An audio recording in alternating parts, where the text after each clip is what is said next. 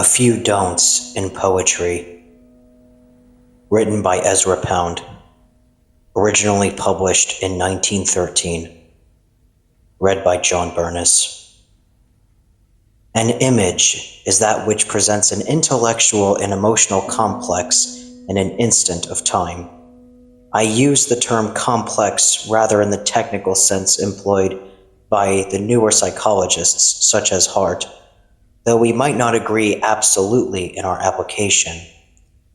It is the presentation of such a complex instantaneously which gives us that sense of sudden liberation, that sense of freedom from time limits and space limits, that sense of sudden growth which we experience in the presence of the greatest works of art.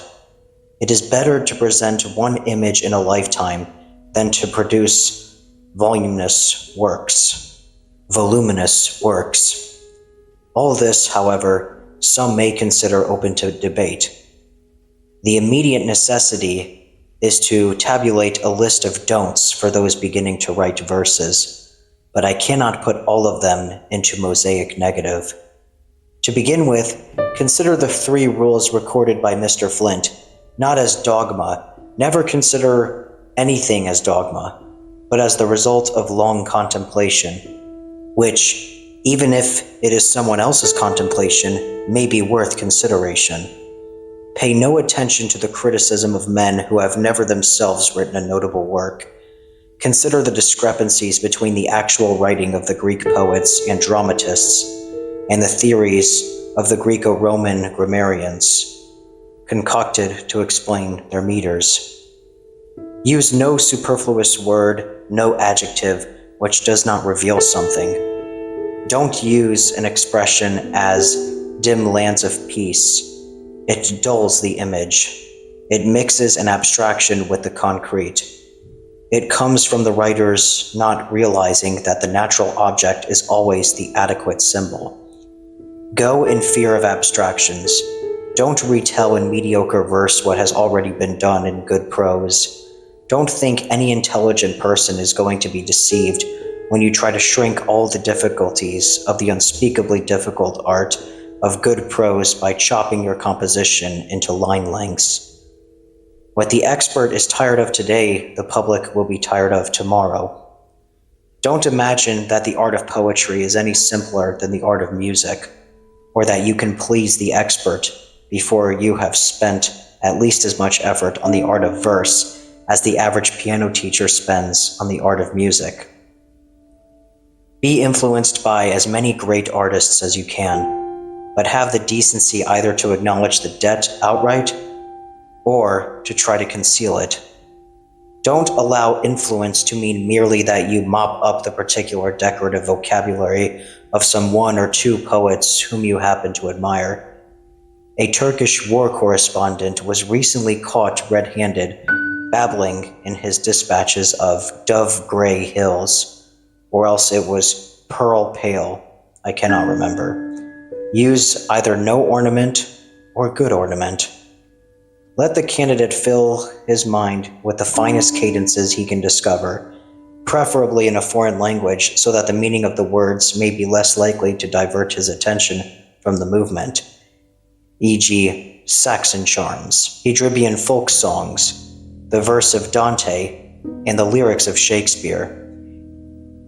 If he can dissociate the vocabulary from the cadence, let him dissect the lyrics of Goethe coldly into their component sound values, syllables long and short, stressed and unstressed, into vowels and consonants.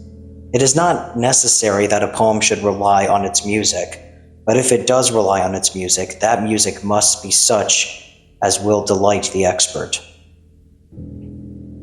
Let the neophyte know assonance and alliteration, rhyme immediate and delayed, simple and polyphonic, as a musician would expect to know harmony and counterpoint and all the minutiae of his craft.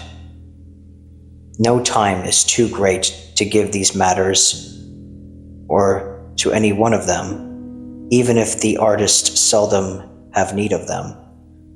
Don't imagine that a thing will go in verse just because it's too dull to go in prose. Don't be viewy. Leave that to the writers of pretty little philosophic essays. Don't be descriptive.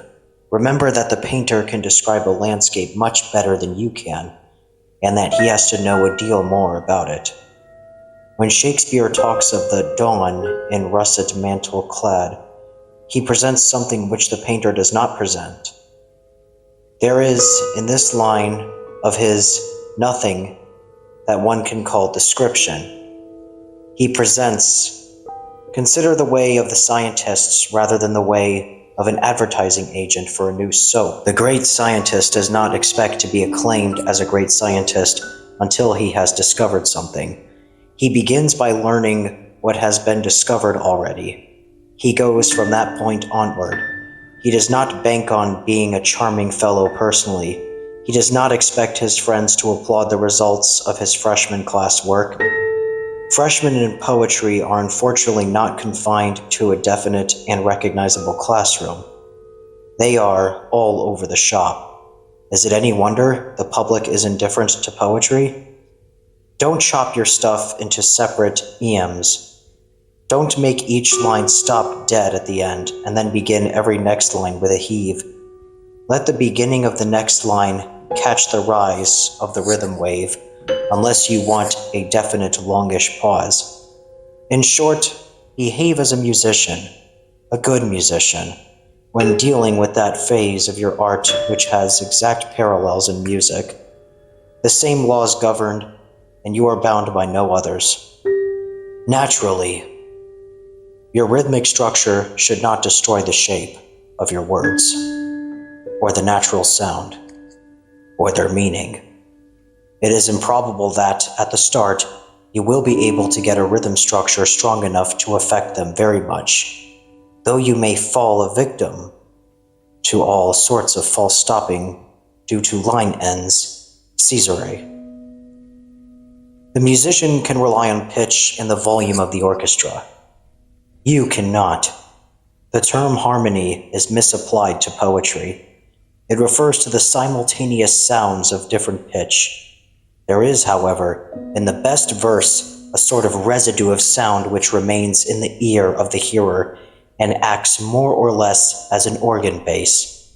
A rhyme must have in it some slight element of surprise if it is to give pleasure. It need not to be bizarre or curious, but it must be well used, if at all. Vide further Vildrak or Duhamel's notes on rhyme in Technique Poétique.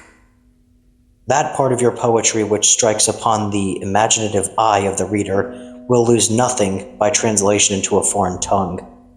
That which appeals to the ear can reach only those who take it in the original. Consider the definitiveness of Dante's presentation, as compared with Milton's rhetoric. Read as much of Wordsworth as does not seem too unutterably dull. If you want the gist of the matter, go to Sappho, Catullus, Villain, Heine, when he is in the vein, Gautier, when he is not too frigid, or, if you have not the tongues, seek out the leisurely Chaucer. Good prose will do you no harm, and there is good discipline to be had by trying to write it. Translation is likewise good training. If you find that your original matter wobbles when you try to rewrite it, the meaning of the poem to be translated cannot wobble. If you are using a symmetrical form, don't put it in. If you are using a symmetrical form, don't put in what you want to say and then fill up the remaining vacuums with slush.